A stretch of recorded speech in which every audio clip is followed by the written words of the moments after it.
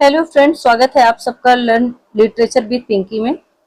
आज हम लोग पढ़ने जा रहे हैं एक नए टॉपिक को आज हम शुरुआत करने जा रहे हैं हिस्ट्री ऑफ इंग्लिश लिटरेचर को। ओके, तो यह केवल एक चैप्टर नहीं है, यह लगभग 1500 वर्षों की लिटरेरी जर्नी है। अगर आप टाइमलाइन समझ गए तो शेक्सपियर, चौसर, वर्ड्सवर्थ, जितने भी हमारे पोएट्स रहे हैं, आप उन्हें आराम से समझ जाएंगे। ठीक है, आप उनके कॉन्टेक्स्ट को अच्छे से पढ़ पाएंगे। चलिए मैं आपसे एक क्वेश्चन पूछती हूँ कि क्या आपने कभी सोचा है शेक्सपियर से पहले इंग्लिश लिटरेचर कैसा रहा होगा? ओके, क्या आपको ये पता था? नहीं ना?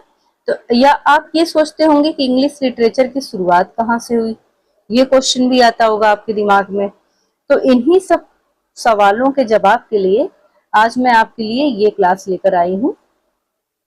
ठीक है, तो इंग्लिश लिटरेचर की शुरुआत कहाँ से हुई और इसका टर्म क्या क्या है, ये सब पढ़ने के लिए आज हम ये लेक्चर देख रहे हैं। आप हमारे साथ अंत तक बने रहिएगा, आपको बहुत कुछ सीखने को मिलेगा। तो आज का लक्ष्य सिर्फ पीरियड्स याद करना नहीं है कि कब कौन सा पीरियड आया इंग्लिश लिटरेचर में। ठीक है, आज हम बल्कि यह भी समझेंगे कि यह पीरियड्स बार बार चेंज क्यों हुए, इंग्लिश लिटरेचर को बदला कैसे। ठीक है, तो सबसे पहले व्हाट इज लिटरेचर।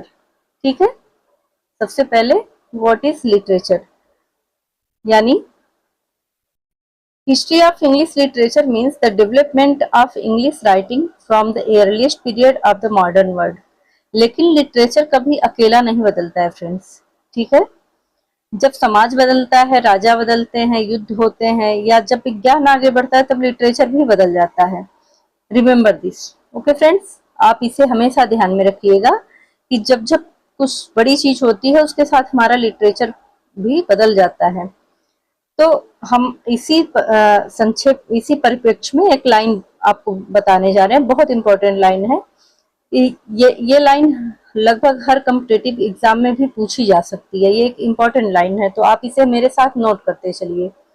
ठीक है, मैं यहाँ कोशिश कर रही हूँ। Literature is the mirror of society।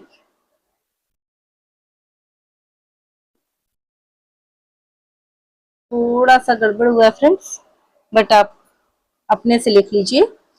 ये आपका एक इम्पॉर्टेंट लाइन है। ठीक है, एग्जाम के पॉइंट ऑफ व्यू से। तो सबसे पहले हम पढ़ते हैं, सबसे पहले हम क्या पढ़ते हैं? ठीक है, इसके मास्टर टाइम लाइन क्या क्या है, यानी कंप्लीट मास्टर टाइम लाइन क्या है, ये आप एक जगह नोट कर लीजिए, बार बार आपको कहीं ढूंढना नहीं पड़ेगा। तो सबसे पहला है ओल्ड इंग्लिश। ठीक है, ओल्ड इंग्लिश पीरियड कब से रहा है आपका? ओल्ड इंग्लिश पीरियड आपका रहा है 450 से 1060 तक, यानी 450 से 1066 तक।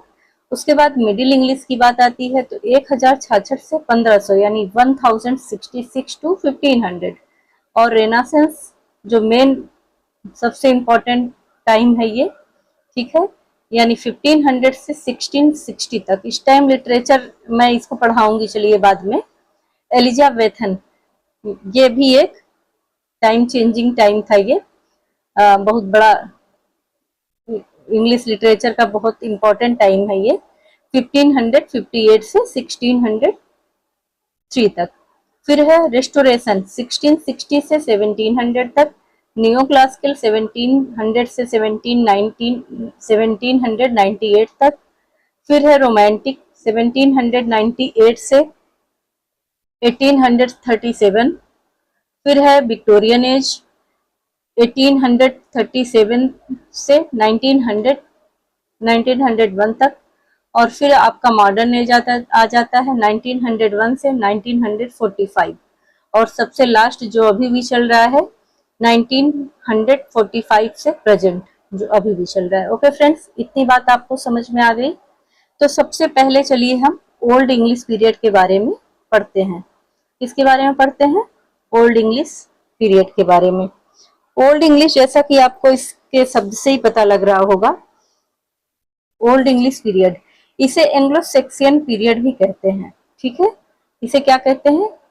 एंग्लो सेक्सियन पीरियड भी कहते हैं। इस समय इंग्लैंड में एंग्लो सेक्सियन ट्राइब्स रहती थी। लैंग्वेज आज की इंग्लिश जैसी बिल्कुल नहीं थी। अगर उस समय की इंग्लिश आज पढ़ें तो शायद एक शब्द भी समझ में ना आए। इस समय के लोग योद्धा थे, इसलिए लिटरेचर में भी हीरोइज्म दिखाई पड़ता है। ठीक है, सबसे प्रसिद्ध काम क्या रहा है इसमें? सबसे प्रसिद्ध काम इसमें रहा है आपका बेओल्फ। बेओल्फ इन्होंने बहुत इंपॉर्टेंट एक वहां के प्रसिद्ध राइटर रहे हैं। ठीक है, बेओल्फ यह एक कहानी नहीं है, ये एक हीरो की कहानी है। ठीक है, कौन? बेओल्फ। बेओल्फ की बात हम कर रहे हैं। बेओल्फ ये एक हीरो की तरह वहां पर थे उस टाइम पीरियड में। ठीक है, बेओल्फ इनका एग्जाम पॉइंट है, क्या है? First great epic of English literature. ठीक है, Beowulf is the first great epic of English literature. ये मोस्ट इंपॉर्टेंट लाइन है, इसे आप कहीं पर नोट कर लें। ओके फ्रेंड्स, अब बारी आती है आपका नेक्स्ट, मिडिल इंग्लिश पीरियड। यहाँ मैं आपको इसका टाइम नहीं बता रही हूँ क्योंकि मैंने टाइम एक साथ ऊपर ही आपको बता दिया है। तो मिडिल इंग्लिश पीरियड यानी 1066 में एक बहुत बड़ी घटना हुई, नॉर्मन कन्क्वेस्ट। यहीं से इंग्लिश लिटरेचर एक नया चैप्टर शुरू होता है। कहाँ से? यहीं से एक आप नॉर्मन कन्क्वेस्ट से ही इंग्लिश लिटरेचर का एक नया चैप्टर शुरू होता है। ठीक है फ्रेंड्स, तो फ्रेंच लैंग्वेज का प्रभाव इंग्लिश पर सबसे महत्वपूर्ण दिखाई पड़ता है। इसके महत्वपूर्ण लेखक हैं जेफरी चौसर। ठीक है, जेफरी चौसर, इन्हें कहते हैं कि फादर ऑफ इंग्लिश पोएट्री हैं। ठीक है, कौन? Geoffrey Chaucer. ये क्या है? फादर ऑफ, चलिए मैं इसे यहाँ पे कोशिश कर रही हूँ, फादर ऑफ इंग्लिश पोएट्री।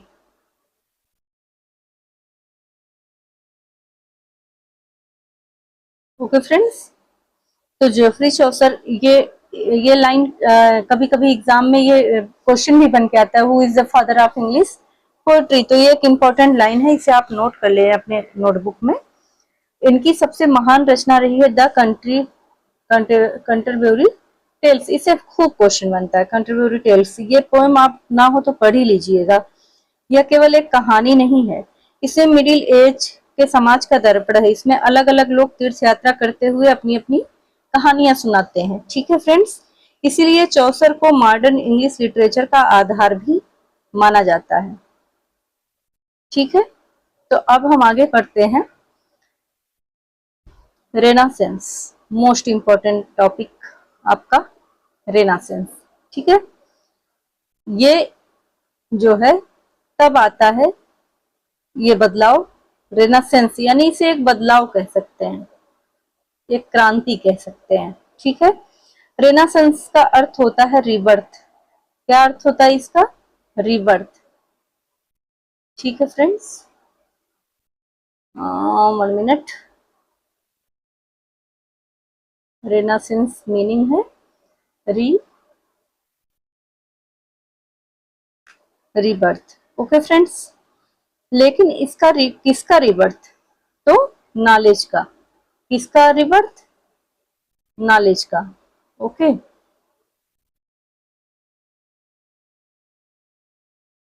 तो नॉलेज का रिबर्थ होता है, यानी साइंस का, एजुकेशन का, आर्ट का। अब लोग केवल धर्म की बातें नहीं करते थे, वे इंसान की सोच, तर्क, स्वतंत्रता की बात करने लगे थे। इसी सोच को रिबर्थ कहते हैं। ठीक है, तो ह्यूमनिज्म इंपॉर्टेंट राइटर्स इनके हैं। ह्यूमनिज्म इसमें आ गया था। ठीक है, इसके इंपॉर्टेंट राइटर हैं फ्रांसिस बेकन, एडमंड स्पेंसर, और कौन है? फ्रांसिस बेकन, थॉमस मोरे, ये सारे जो है इस रेनासेंस टाइम के फेमस राइटर रहे हैं। ओके फ्रेंड्स, तो इसका एक फ्लो चार्ट भी है, मैंने कोशिश की है। Medieval, rebirth, humanism, modern thinking. Okay, यानी जब रेनासेंस आया तो लोगों की सोच भी, थिंकिंग भी बदल गई। ठीक है, अब हम आगे बढ़ रहे हैं आपका एलिजाबेथन एज। ठीक है, अब हम पहुंच रहे हैं एलिजाबेथन एज में।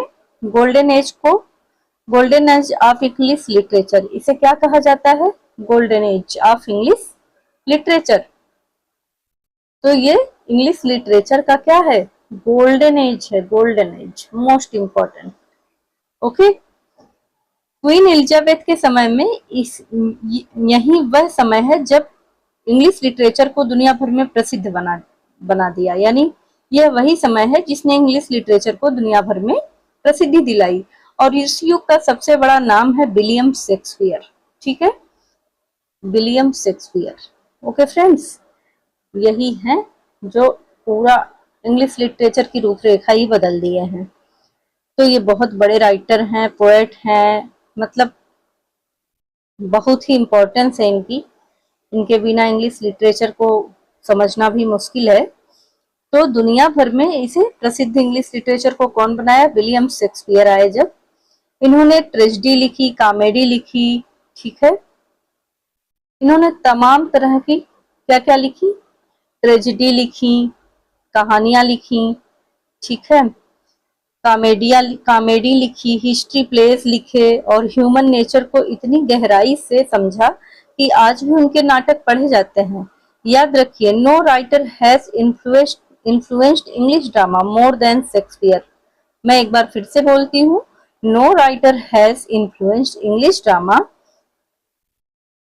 मोर देन शेक्सपियर। ओके फ्रेंड्स, तो इनकी स्पेशल बुक्स है why Shakespeare is greatest dramatist, major plays, tragedy vs comedy, PYQs. ये स्पेशल बॉक्स मैं आपके लिए तैयार कर रही हूँ इन फ्यूचर आपको देने के लिए। ठीक है, ये सारा कुछ आपको इसी चैनल पे मिलता रहेगा टाइम टाइम पे। तो हम आगे बढ़ते हैं रेस्टोरेशन एज की तरफ। रेस्टोरेशन एज जो है ये भी अपने आप में इम्पोर्टेंट है। ठीक,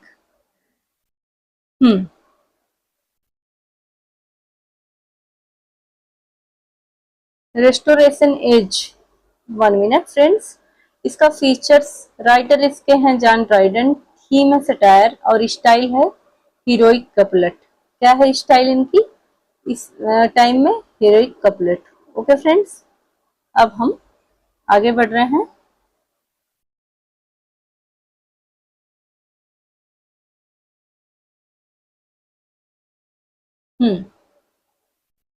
न्यू क्लासिकल एज, इसमें एलेक्जेंडर पोप आ जाते हैं। ठीक है, जॉनथन स्विफ्ट है। इसमें क्या क्या होएगा? लॉजिक आ जाता है, सटायर आने लगता है, यानी व्यंग्यात्मक चीजें होने लगती हैं। ठीक है, इसके बाद आपका आ जाता है रोमांटिक एज। ये एज भी बहुत इंपॉर्टेंट आपका है। सबसे अगर कहा जाए तो एग्जाम पॉइंट ऑफ व्यू से मोस्ट इम्पॉर्टेंट की संज्ञा आप लोग इसे दे सकते हैं। क्या आपका? Romantic as. ठीक है फ्रेंड्स, तो इसे आप बहुत ध्यान से सुनिए जो मैं एक्सप्लेन करने जा रही हूँ। अब इंडस्ट्रियल रिवॉल्यूशन शुरू हो चुका था। कब? रोमांटिक एज में। ठीक है, मशीन्स खूब बढ़ रही थी, लेकिन कुछ कवियों ने कहा कि हम नेचर की ओर लौटेंगे। ठीक है, कुछ लोगों ने कहा कि हम नेचर की ओर लौटेंगे। यहीं से रोमांटिक एज शुरू हुआ। 1798 में, कब? 17 और 98 में वर्डवर्थ और कॉलरिज ने लिरिकल बल्लाड प्रकाशित किया। ठीक है, लिरिकल बल्लाड ये दोनों मिलकर लिखे हैं। कौन कौन? वर्ड्सवर्थ और कॉलरिज। इसे रोमांटिक मूवमेंट की शुरुआत माना जाता है। रोमांटिक पोएट्री की जो विशेषताएं हैं वो हैं नेचर, इमोशन, इमेजिनेशंस, फ्रीडम। वर्डवर्थ कहते हैं poetry is the spontaneous overflow of powerful feeling. Okay, यह कोटेशन बहुत महत्वपूर्ण है, इसलिए मैं आपको एक बार फिर से मैं कोशिश करती हूँ, मैं लिख ही देती हूँ इसको। ठीक है, मैं कोशिश कर रही हूँ मैं लिख दूं, इधर ही लिखती हूँ। पोएट्री इज द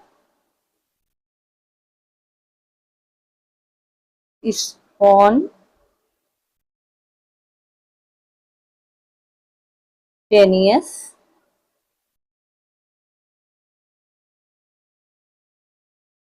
overflow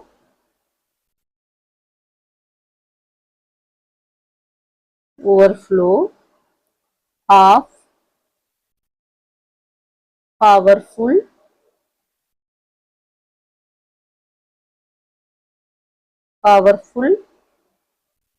ये एक ही एल रहेगा, nature.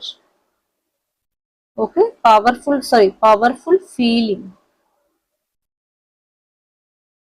Okay friends, powerful feeling. Poetry is the spontaneous overflow of powerful feelings.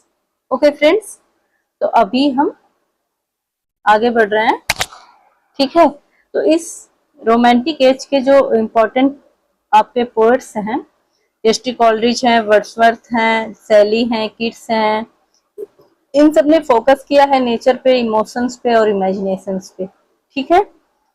तो ये देखिए नीचे लिखा भी है, poetry is the spontaneous of powerful feeling, ठीक है। ये मोस्ट इम्पॉर्टेंट है, ओके। इसे आप लोग जरूर याद कर लीजिएगा। और दूसरा याद कर लीजिएगा, romantic age begin with lyrical ballads. और इसे कौन लिखा? वर्ड्सवर्थ और कोलरिज ने मिलकर लिखा, ठीक है फ्रेंड्स। यहाँ तक आपको बात शायद समझ में आ गई होगी। तो अब हम आगे बढ़ते हैं। नेक्स्ट आपका था विक्टोरियन एज। विक्टोरियन एज, जैसा कि मैं पहले ही बताई हूँ कि मैं केवल एक्सप्लेन अभी कर रही हूँ, एज आपका मैंने समरी ऊपर ही दे दिया है, ठीक है। तो वहां से याद कर लेना कि कहाँ से कहाँ तक है।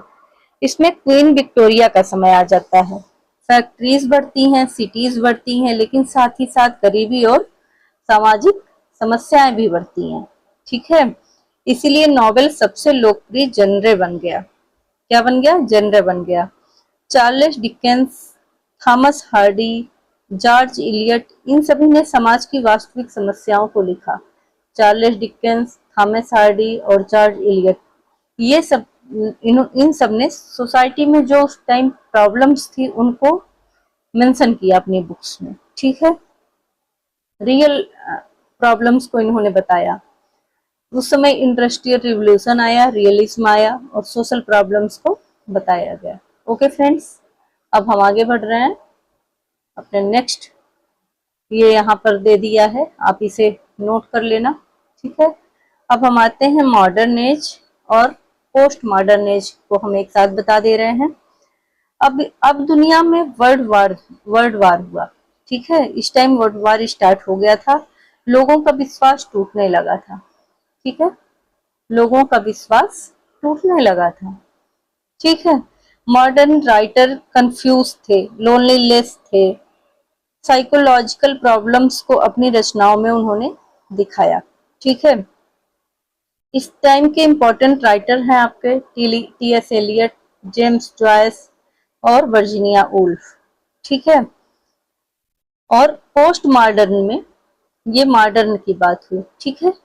पोस्ट मॉडर्न एज में क्या हुआ? ये 1945 के बाद हुआ, यानी वर्ल्ड वार खत्म हो चुका है। अब लिटरेचर में कोई एक ट्रुथ नहीं है, ठीक है। 1945 में ये आता है और अब लिटरेचर में कोई ट्रुथ नहीं है।